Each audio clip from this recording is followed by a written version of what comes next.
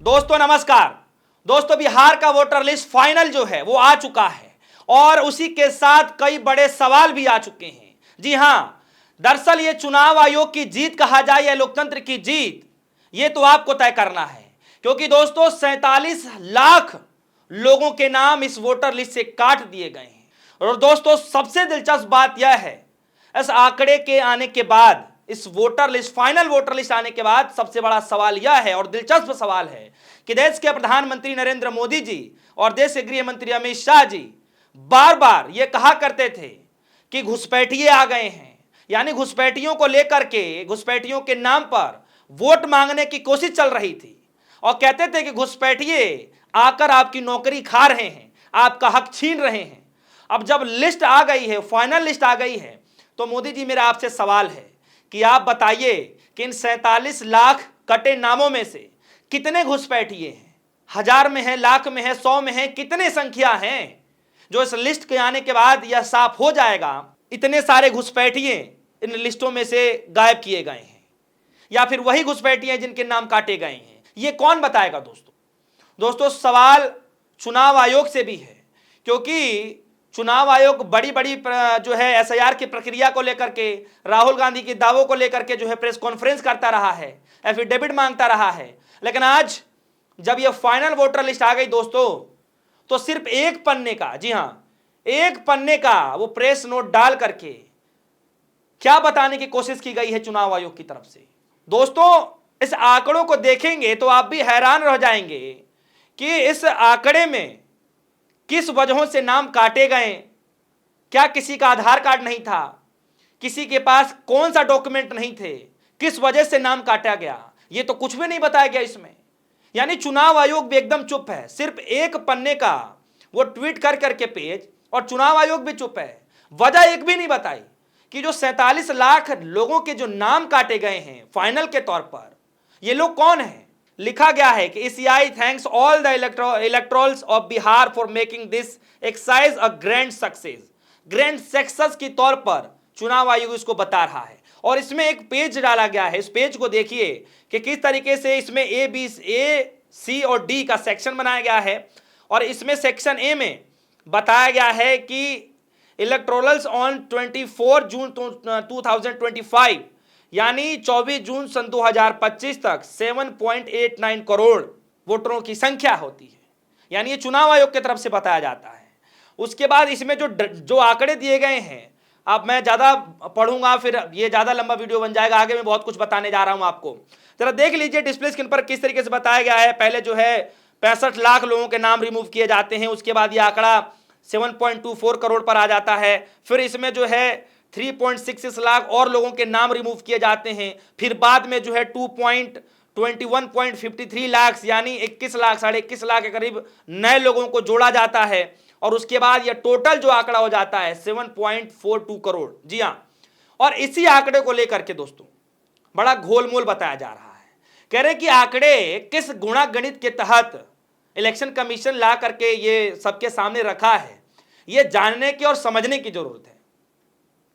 इसीलिए कई बड़े जो लोग हैं, जो राजनीतिक पहलुओं को बड़े करीबी से समझते हैं, जो शुरुआत से एसआईआर की प्रक्रिया पर लेकर नजर बनाए हुए हैं, उन लोगों ने क्या कुछ कहा है, मैं साफ तौर पर कहूं तो योगेंद्र यादव साहब ने क्या कुछ कहा है। उन्होंने इंग्लिश में एक नहीं 2 ट्वीट किया है और उन्होंने 2 सवाल इलेक्शन कमीशन से पूछे इस आंकड़े आने के बाद।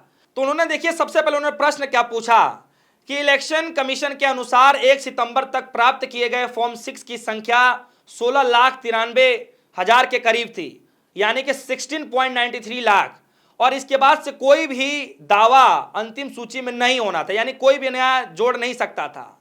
फिर भी आज के आंकड़ों के अनुसार इलेक्शन कमीशन ने 21.53 लाख मतदाताओं को जोड़ दिया।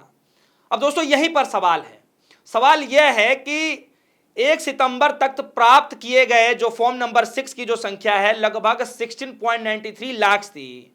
तो फिर अचानक से उस तारीख के बाद कोई भी नया फॉर्म सबमिट नहीं कर सकता था। तो फिर अचानक एकाएक ये जो नई लिस्ट इलेक्शन कमीशन के द्वारा जारी किया गया है, उसमें 21.53 लाख मतदाताओं को कैसे जोड़ा जा सकता है। और यही सवाल है दोस्तों। सवाल यह है कि 1 सितंबर के बाद अंतिम सूची में कम से कम 46 यानी कि 4.6 लाख नए मतदाता कैसे जुड़ गए? सवाल है दोस्तों अपने आप में, क्योंकि 16.93 1 सितंबर तक प्राप्त किए गए थे और जब ये आंकड़े जारी किए गए तो ये आंकड़े बढ़ करके जो है 21.53 लाख हो गए, यानी कि लगभग 4.5 लाख से भी ज्यादा वोट मतदाता जो हैं वो कैसे जुड़ सकते हैं इसमें। और यही सवाल योगेंद्र यादव ने इलेक्शन कमीशन से पूछा है। दूसरा सवाल इलेक्शन कमीशन से जो है योगेंद्र यादव ने जो पूछा, उन्होंने क्या कहा, इलेक्शन कमीशन के प्रेस नोट के अनुसार 3.66 लाख मतदाताओं के नाम ड्राफ्ट रोल से हटा दिए गए।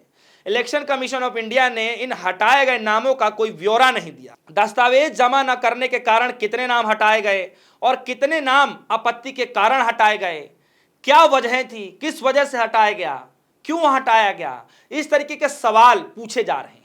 और चुनाव आयोग ने सिर्फ एक पन्ने का प्रेस नोट डाल करके चुप हो गया है। बिल्कुल मतलब कोई इसके आगे का जवाब नहीं दिया जाना। यानी जो आंकड़े दिए गए हैं, इन आंकड़ों में जो नाम काटे गए हैं, किस वजह से काटे गए हैं, क्या वो देश छोड़ के जा चुके हैं, क्या वो राज्य छोड़कर जा चुके हैं, क्या वो डबल डुप्लीकेट के तौर पर उनको पाया गया है, या फिर घुसपैठिए हैं, या फिर उनके पास डॉक्यूमेंट नहीं है, या फिर कोई उनके पास मौजूदा डॉक्यूमेंट नहीं है, इलेक्शन कमीशन ने कुछ नहीं बताया, ना घुसपैठिए का जिक्र किया, किसी प्रकार का जिक्र नहीं किया गया दोस्तों। और इसीलिए सवाल यह पूछा जा रहा है कि कम से कम जो 47 लाख वोट काटे जाने की जो बात कही गई है, जो आंकड़े पेश किए गए हैं, और उसको बताया नहीं जा रहा है कि किस वजह से काटे गए हैं, पहला चीज। और दूसरा सवाल दोस्तों, इसमें योगेंद्र यादव ने जो पूछा कि जब 1 सितंबर तक प्राप्त किए गए लगभग फॉर्म नंबर 6 की जो संख्या थी 16.93 लाख थी, और उसके बाद कोई फॉर्म जमा करना ही नहीं था, हो ही नहीं सकता था,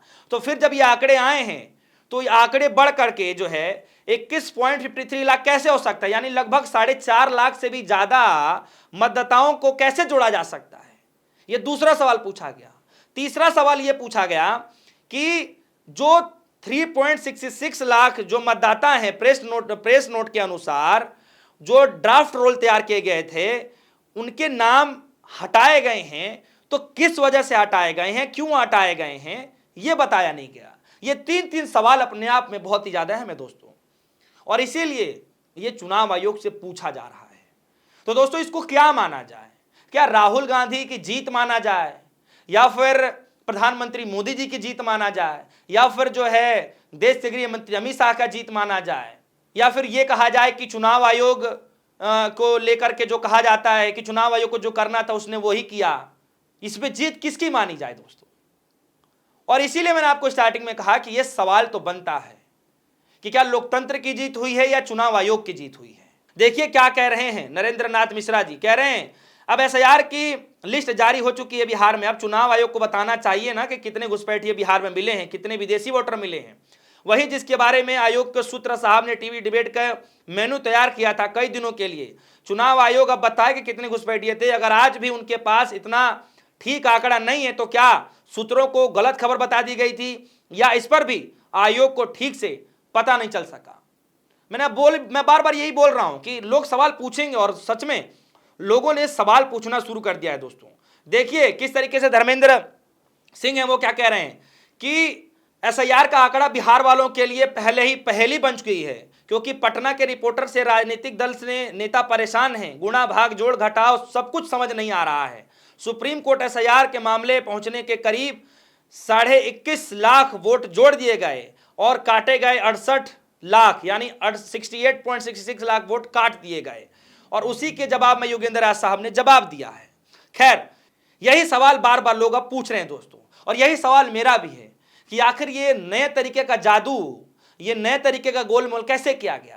क्या देश के प्रधानमंत्री मोदी जी आएंगे सामने और ये बताएंगे, जिस तरीके से इलेक्शन कमीशन को जब भी प्रेस कॉन्फ्रेंस करना रहता है बीजेपी के लोग आ जाते हैं, प्रेस कॉन्फ्रेंस करना शुरू कर देते हैं, क्या आज भी प्रेस कॉन्फ्रेंस करके ये बताने की कोशिश करेंगे कि आखिर जब नए लोगों को जोड़ने की तिथि उतनी थी, वहां तक जब इतना ही डेटा बताया गया था, तो फिर अचानक से 4.5 लाख से ज्यादा नए मतदाता कैसे जुड़ गए। और ये सवाल सब पूछ रहे हैं दोस्तों।